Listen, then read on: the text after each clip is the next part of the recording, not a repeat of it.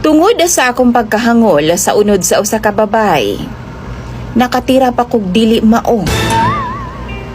Maayong adlaw kanimo DJ Sam ug sa imuha mga followers ug viewers. Itago na lang ko sa pangalang Gabi. I-share na ako niya ako ang katingala sa kinabuhi DJ Sam. Kining akong experience nga di gyud nako makalimtan. Nagtrabaho magugo sa Davao City. Usa ko ka cashier sa lodging house. Panggabi gyud ang akong duty DJ Sam. Alas 12 sa kadlawon. Panggabi ang akong duty DJ Sam. Dunay usa ka beses alas 12 kadto sa kadlawon. Nagtambay-tambay ko sa gawas kay hinay lagi ang mga customers. Na ako'y nakitaan sa atbang mga kanto. Usa ka babae tapos doon na siya'y kauban nga tulo ka mga lalaki. Actually, diri ra gyud ni sa Davao City. Kadto nga time no, nindot kaayo nga tan-awon ang buwan DJ Sam. Full moon kumbaga. Tapos namatikda na ako nga nagbaktas na duol na lang jud ang tulo ka mga lalaki sa akoa. Tapos naulahi gamay ang babay. Nagtuog gid ko DJ Sam nga magkauban to silang upat. Kauban sa tulo ka lalaki ang usa ka babay. Pero murag kadugayan ni distansya man o gamay. Ug gani laging duna pud tay pagkaadariton DJ Sam. Pag-agi sa ako ang tungod sa babay, akong giingnan og hay. Nihunong pud siya. Nitanaw siya sa akoa. Pero nagtabon-tabon siyag panyo sa iyang baba. Nagtuo ko DJ Sam nga ulawon kaayo siya. Ang tinuod ana mo renahon siya DJ Sam tapos taas siya og buhok. Long hair kumbaga.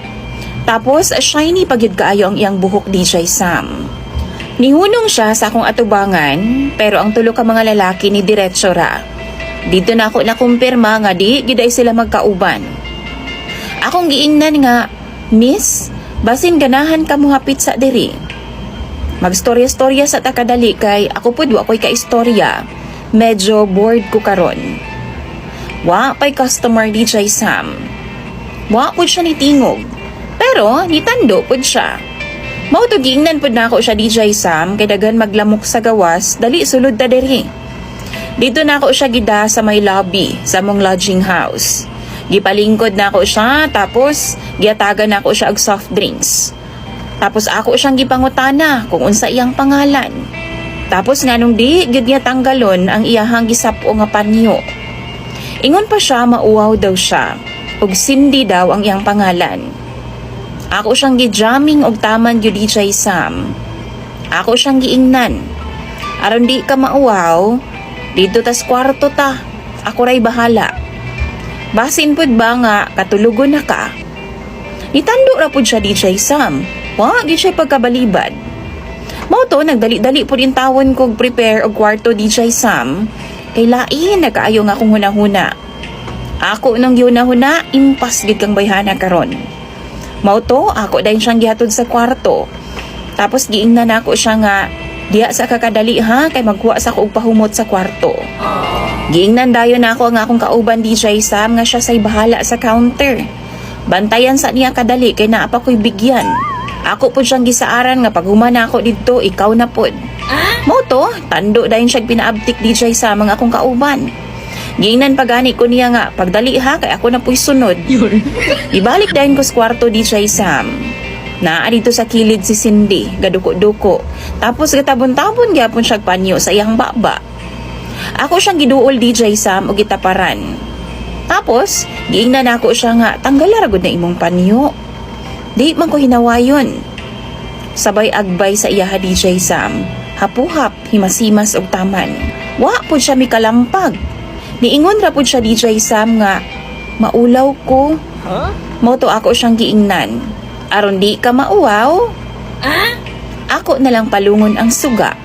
Pero niingon siya DJ Sam, ayaw. Pero wa gid ko naminaw kay lain ang akong gibati. Gipang gid ako ang suga DJ Sam. Kay akong hunahuna bigwason kung yun nigtama ning bayhana karon. Pagbalik na ako sa kama, gikap-kap na ako siyag taman. Sabay gakos DJ Sam. Pero bisan hubo na siya, napansin gihapon ako DJ Sam nga nagtabon gihapon siya og panyo sa iyang baba. Ug ang isa niya kakamot gitukod niya sa kama. Ako adayon siyang giromansa og taman DJ Sam. Gikan sa liog, paingon didto. Tapos niingon siya DJ Sam, ayaw ba? Sige siya balik-balik ana.